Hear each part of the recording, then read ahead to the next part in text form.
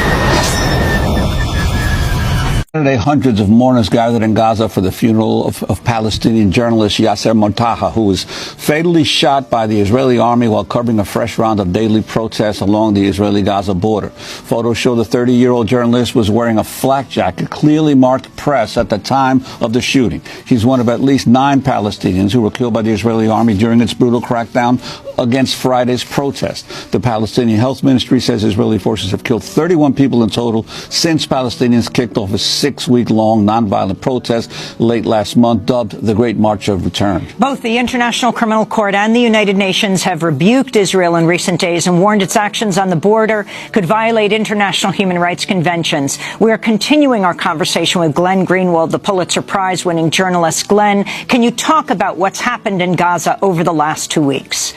With Avigdor Lieberman, a high-level Israeli official, saying that no Gazan is innocent.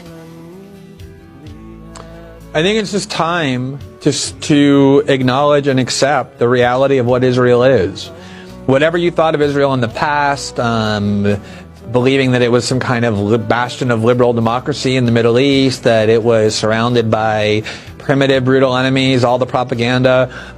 What's clear now is that Israel is something quite different than all of that. And even people who once believed that are now starting to come and see that Israel is an apartheid, rogue, terrorist state. The conduct that it engages in continually and without apology, proudly, and the comments that it makes, including the one that you just referenced from the defense minister, Avigdor Lieberman, who said there are no innocent people in Gaza, which is basically the mentality of a genocidal maniac, is reflective of what Israel is. And I think the context here is so critical, which is that a lot of people have come to realize that Benjamin Netanyahu is this far-right, bloodthirsty, militaristic figure. And what's amazing about it is that in the context of Israeli politics, Benjamin Netanyahu resides in the center of Israeli politics, if not almost now on the left.